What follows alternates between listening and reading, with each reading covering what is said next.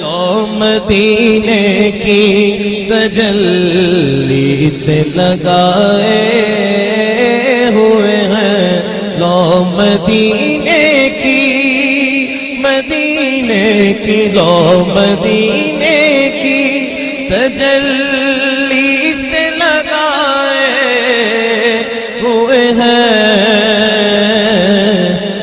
دل کو ہم بتلائے انوار بنائے ہوئے ہیں، دل کو ہم بتلائے انوار بنائے ہوئے ہیں، کشتیاں اپنی۔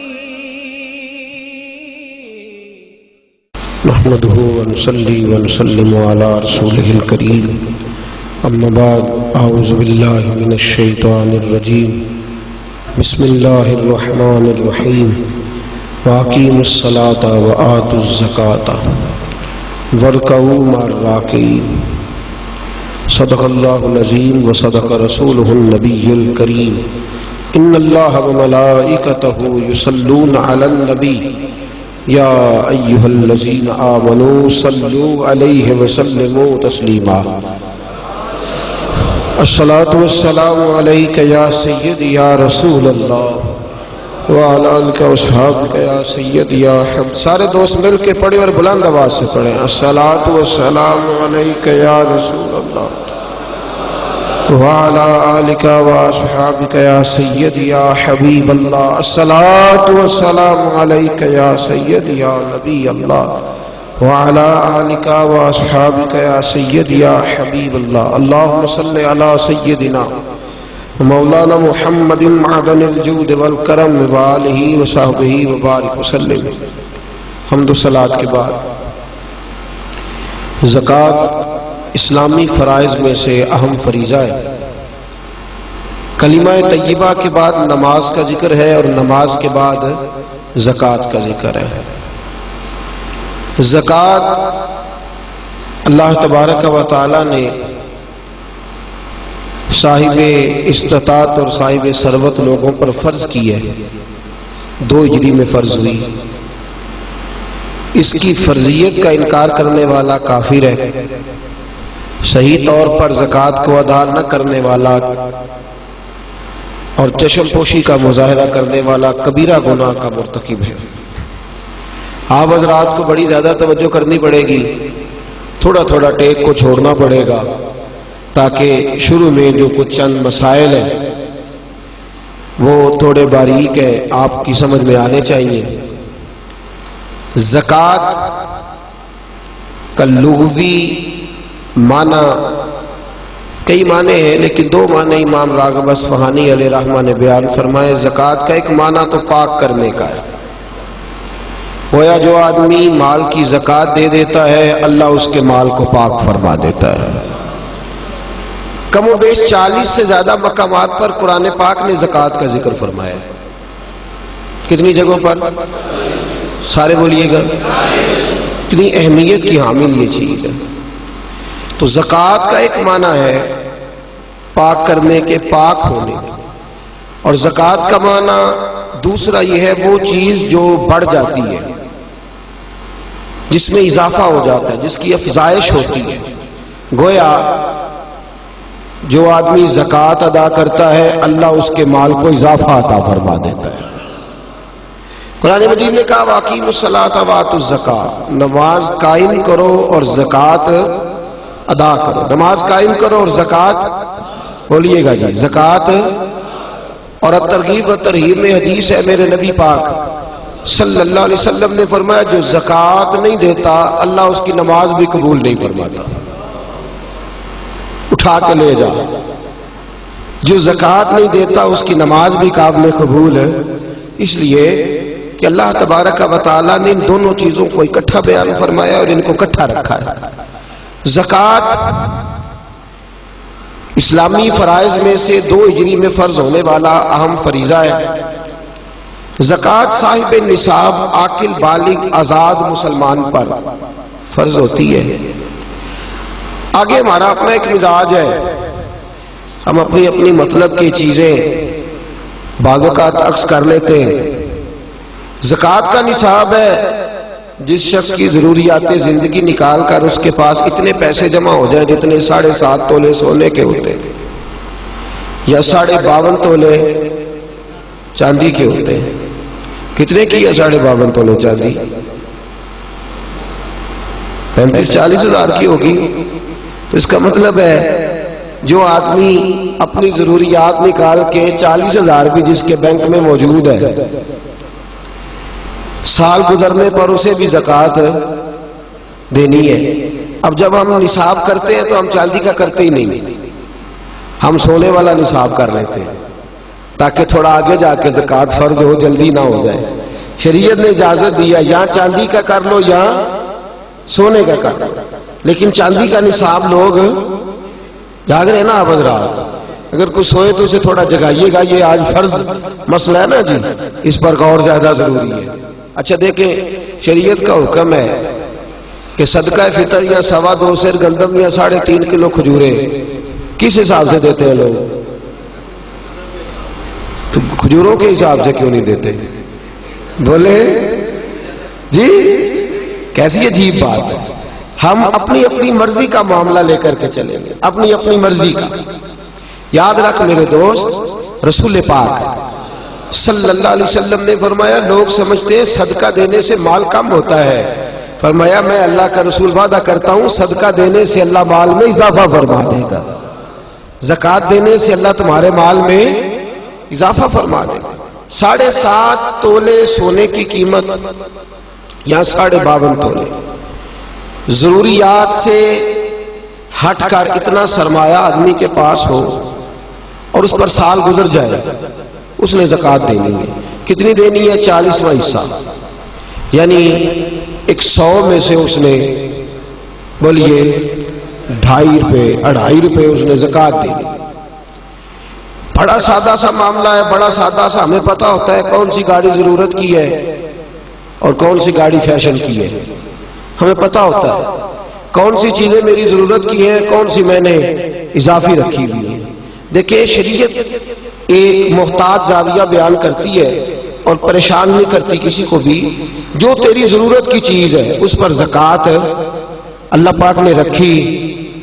ہیرے کی انگوٹھی کوئی شخص پہن لے، اس نے اپنی زوجہ کو، اپنی بیٹی کو، اپنی بہن کو ہیرے کی انگوٹھی پہنا دی. توجہ ہے آپ حضرات کی؟ خاص توجہ فرمائیں. ہیرے کی انگوٹھی وہ کروڑوں روپے کی مالیت کی ہے، لیکن چونکہ وہ خاتون اسے پہن رہی ہے اس پر زکوٰۃ نہیں. سونے پر زکوٰۃ ہے چاہے عورت پہنے بھی. یہ اللہ پاک کا قانون ہے نا جی، اس پر زکوٰۃ نہیں رکھی. اس پر اللہ پاک نے زکوٰۃ، نبی پاک صلی اللہ علیہ وسلم نے فرمایا وہ ایک چیز ہے، وہ بعض اوقات ایک ہی ہوتی ہے اور ضرورت کی ہوتی ہے، لوگ اسے پہنتے ہیں. تو منع جو ہے وہ کہہ دیا کہ اس پر زکوٰۃ نہیں. پھر آپ کے پاس 100 کلہ زمین کا ہے، 100 ایکڑ زمین ہے، لیکن وہ کاشتکاری کی زمین ہے. آپ نے اس لیے نہیں رکھی ہوئی کہ وہ مہنگی ہوگی تو میں بیچ دوں گا. ہے 100 ایکڑ لیکن کاشتکاری پہ رکھی ہے. اللہ نے اس پر زکوٰۃ نہیں رکھی، اس پر عشر رکھا ہے. زکوٰۃ نہیں ہے اس پر. یہ الگ بات ہے، لوگ اس کے مسائل بھی نہیں سیکھتے، وہ بھی صحیح ادا نہیں کرتے.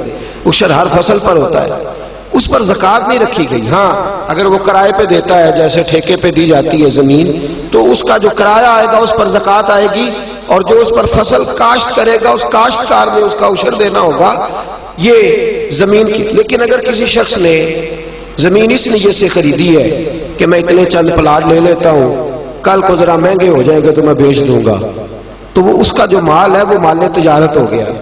مال تجارت پر زکوٰۃ آتی ہے، چاہے اس کی اربوں کی پراپرٹی ہو. جو اس نے پلاٹ اس نیت سے لیے ہوئے ہیں، یا جو مکانات، جو دکانیں، جو چیزیں اس ارادے سے لی ہوئی ہیں کہ میں ان دکانیں ذرا مہنگی ہو جائیں گی تو میں ان کو فروخت کر دوں گا، تو اسے اس پر زکوٰۃ دینی پڑے گی. ہاں ٹھیک ہے، وہ ذری زمین خرید لے، وہ یہ ارادہ کر لے کہ میرے پاس 6 پلاٹ ہیں تو میرے 6 بچے ہیں تو سارے ایک ایک میں رہیں گے، یہ نیت کر لے. کل کو بیچنی پڑ جائے تو معاملہ الگ ہے. لیکن آج شریعت اس سے زکوٰۃ کا مطالبہ نہیں کرتی. کتنا سادہ اور کتنا اللہ تبارک و تعالیٰ نے آسان رکھا ہے ہمارے لیے. میرے رسول کریم صلی اللہ تعالی علیہ وآلہ وسلم نے فرمایا اگر تم زکوٰۃ دے دو گے تو اپنے مال کو محفوظ کر لو گے، تم اپنے مال کو محفوظ کر لو، اور اس طرح محفوظ کر لو گے جس طرح مضبوط قلعوں کے اندر کوئی چیز محفوظ ہوتی ہے۔ زکوٰۃ دے دو گے تو تمہارا مال محفوظ ہو جائے گا، بچ جائے گا۔ پھر سال گزرنے پر زکوٰۃ دینی ہے۔ سال گزرنے سے مراد وہ والے مہینے نہیں وہ وڈیریاں نے یاد کر لینے سون بھادو اسو تے منڈے کہنے نے جنوری فروری، تو اسلامی مہینے کدھر گئے جی؟ تو زکوٰۃ جو ہے وہ چاند کے مہینوں کے حساب سے فرض ہے، یاد رکھیں۔ اعلیٰ حضرت فاضل بریلوی رحمۃ اللہ تعالیٰ نے فتاوی رضویہ شریف میں فرمایا ہے کہ چونکہ یہی مہینے حج کے ہیں، حج کس حساب سے ہوتا ہے؟ چاند کے حساب سے۔ کس حساب سے بولیے گا جی؟ رمضان کس حساب سے آتا ہے؟ اس دفعہ جون کے حساب سے آیا یا اپنے حساب سے آیا ہے؟ چاند کے۔ تو فرمایا اللہ تبارک و تعالیٰ نے ساری عبادات تیرے اوپر چاند کے حساب سے فرض کی ہے، تو زکوٰۃ بھی اسی حساب سے تیرے اوپر فرض ہوگی۔ جب سال گزر جائے گا تو زکوٰۃ تیرے اوپر فرض ہو جائے گا۔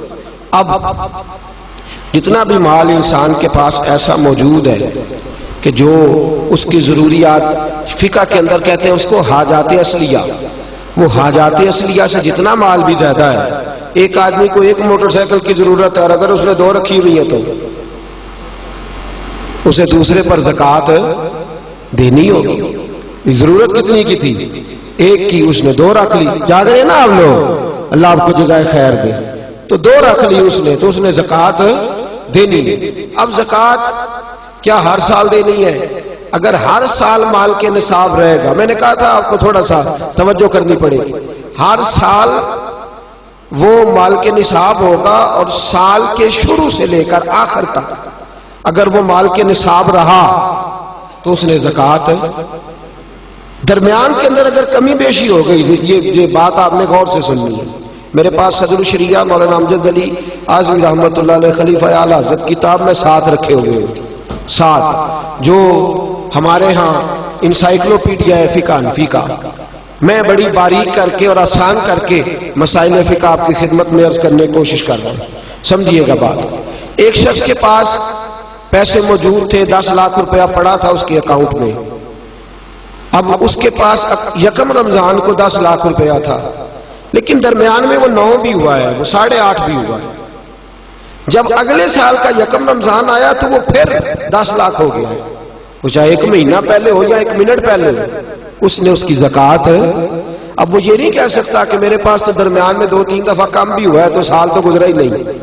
ہاں، مال فی نفس سے ہی ختم ہو جائے، بالکل ختم ہو جائے، رہے ہی نہ۔ ایک دفعہ 10 لاکھ کا 10 لاکھ ہی چلا گیا، اس کی جیب میں کوئی شے نہیں بچی۔ اب جب نئے سرے سے 10 لاکھ آئے گا تو سال اس حساب سے کاؤنٹ کیا جائے، تو اس پر زکوٰۃ دینی ہے۔ ہاں، اگر اس نے قرض دینا ہے تو پہلے قرض ادا کرے گا، پھر وہ زکوٰۃ دے گا۔ زکوٰۃ دینے کی بات آپ کی سمجھ میں آ گئی؟ کتنی دینی ہے؟ نصاب کتنا ہے؟ میلو پھر سونے دی گل ہی کر دے ہو، اللہ میں چاندی دی بھی کیتی ہے، 52.5 تولے چاندی یا 7.5 تولہ سونا، اس پر زکوٰۃ آئے گی۔ سال گزرنے کے بڑا آسان رکھا ہے شریعت میں اس نے، اور جو ضروریات سے زیادہ چیزیں ہوں گی اس پر زکوٰۃ آئے گی۔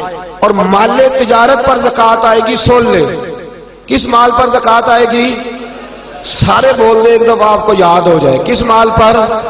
مال، یعنی جو مال آپ نے انویسٹ کیا ہوا ہے نا، نفع پر نہیں آئے گی۔ سن لے، مال تجارت پر ہے، یعنی جتنا دکان کے اندر مال پڑا ہے، کپڑا جتنا پڑا ہوا ہے، برتن جتنے پڑے ہوئے ہیں دکان کے اندر، جس کے اندر سامان پڑا ہوا ہے، سب کا حساب لگا کے زکوٰۃ دینی، سب کا حساب لگا۔